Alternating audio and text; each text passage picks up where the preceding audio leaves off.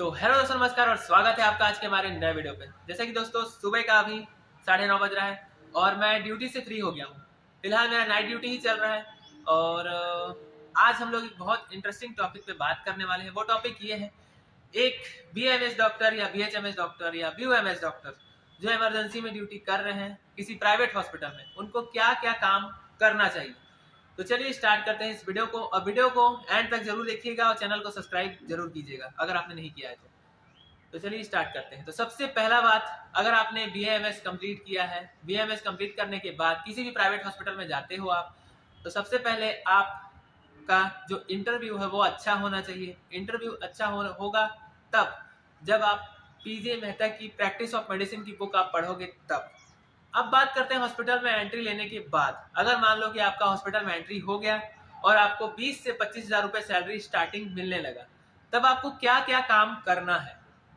तो सबसे पहला बात, जो नोट्स होता है क्लिनिकल नोट्स, वो notes RMO resident medical officer, आपको आरएमओ ही वहाँ पे, मतलब जो आप डॉक्टर रहोगे जूनियर डॉक्टर, तो आपको आरएमओ ही वहाँ पे कहेंगे सब स्टाफ।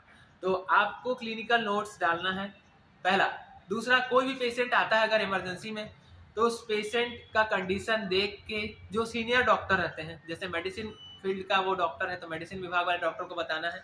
अगर आपके हॉस्पिटल में नेफ्रो है, मेडिसिन है, हार्ट के हैं, सभी विभाग के अगर डॉक्टर्स हैं, तो उस हिसाब से उस पेशेंट को उस केयर में रखना है, मतलब उस आईसीयू में रखना है या फिर उस मेडिकल फील्ड में रखना है। और उस पेशेंट के बारे में पूरा डिटेल या हिस्ट्री आपको लेके उस डॉक्टर को बताना है, जो सीनियर डॉक्टर रहेंगे उनको बताना है। प्लस वहाँ से जो आपको एडवाइस मिलेगा, इन्वेस्टिगेशन जैसे CBC, RFT, LFT, chest X-ray, ECG, ये सब जो करने के लिए एडवाइस मिलेगा, जो रूटीन चेकअप होता है, वो पेशेंट का आपको करना ही है, जो आईपीडी पेशेंट्स हैं, जो इन पेशेंट्स।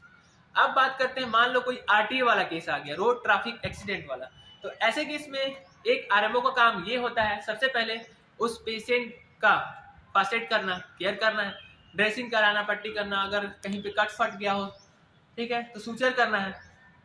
अगर आपको आता है तो आप करो, नहीं तो किसी स्टाफ का आप हेल्प ले सकते हो, ठीक है। स्टार्टिंग का बात कर रहे हैं, ये एक आरएमओ का काम है। और दूसरे नंबर पे काम ये आता है, पेशेंट से हाई रिस्क कंसेंट, मतलब पेशेंट जो है आपका आरटीए वाला पेशेंट है, या फिर कोई भी केस है जो आपको लगता है कि ये केस बहुत ज़्यादा सीरियस कंडीशन है, पेशेंट सीरियस हो जाएगा या एक्सपायर हो सकता है, तो एक हाई रिस्क कंसेंट होता है, वो आपको लिखना होता है। उसमें लिखना यही होता है कि मरीज का स्थिति ऐसा है, मरीज को वेंटिलेटर में रखना पड़ सकता है, ऑक्सीजन लगाना पड़ सकता है, डॉक्टर साहब ने हमको सब बता दिया है, ये सब जानते हुए भी हम इलाज करने की सहमति प्रदान करते हैं, डॉक्टर साहब का कोई जिम्मेदारी नहीं होगा इसमें, ऐसा टाइप का उसमें लिखना होता है। ये आपको पता होना चाहिए, क्योंकि ये सब जब आपको आएगा तभी आपका सैलरी अच्छा खासा रहेगा हॉस्पिटल में। अब बात करते हैं आगे, अगर किसी पेशेंट्स को ब्लड लग रहा है, जानते हो ब्लड तो कॉमन है आजकल, ब्लड कम हो गया, एनीमिया वाला पेशेंट है, सिकलिंग वाला पेशेंट है, तो ब्लड तो लगना ही है।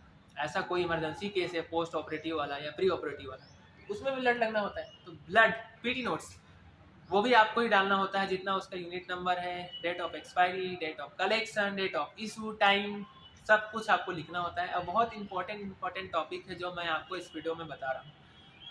अब बात करते हैं आगे, और क्या बच गया है आरएमओ को जो करना चाहिए।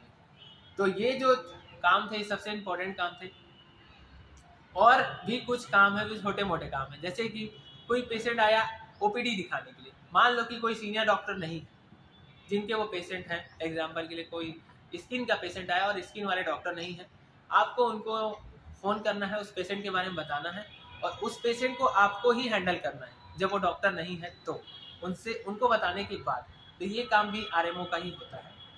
बट बहुत जगह ये हो रहा है कि आप समझ नहीं पाओगे कि जैसे मान लो किसी हॉस्पिटल में आप गए, वहाँ पे आपका वैल्यू नहीं रहेगा, वहाँ पे बिना डिग्री वाले भी काम कर रहे हैं और कुछ डिग्री वाले भी काम कर रहे हैं, तो आपको कुछ ऐसे फालतू काम भी दे सकते हैं। जैसे एग्जांपल के लिए, क्या काम आपको नहीं करना है, आपको बहुत सारा रजिस्टर दे देंगे, रजिस्टर आपको लिखना पड़ेगा, इसमें नाम लिखो, इसमें पता लिखो, वहाँ गाँव लिखो, डायग्नोसिस लिखो, बहुत सारा काम आपको ऐसा दे देंगे। डायग्नोसिस सीनियर कंसल्टेंट का काम होता है, सीनियर कंसल्टेंट ही उसको बनाते हैं, जब भी किसी पेशेंट को एडमिट करते हैं तब, या फिर किसी पेशेंट का ऑपरेशन करना होता है, या ऑपरेशन करने के पहले, ऑपरेशन करने के बाद वो लिख के देते हैं, उसको एक आरएमओ को कॉपी करना होता है, ना कि खुद से बनाना होता है।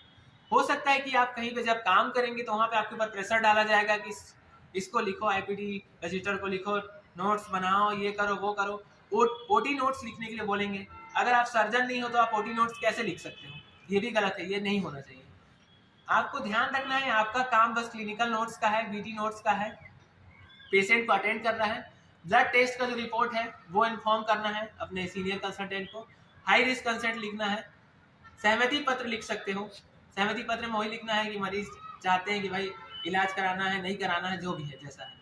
और एक चीज और बच जाता है एट द लास्ट, अगर पेशेंट लामा जाना चाहता है या डामा जाना चाहता है, डिस्चार्ज अगेंस्ट मेडिकल एडवाइस और लीव अगेंस्ट मेडिकल एडवाइस, तो वो भी एक आरएमओ का ही काम होता है। पेशेंट का ये कंडीशन था, इनका ब्लड ये था, इन्वेस्टिगेशन ये हुआ है, सोनोग्राफी में ये आया है, उसके बाद पेशेंट नहीं रहना चाहता है, पेशेंट नॉट फीलिंग, उसके बाद लिख के आपको यहाँ से भेज देना।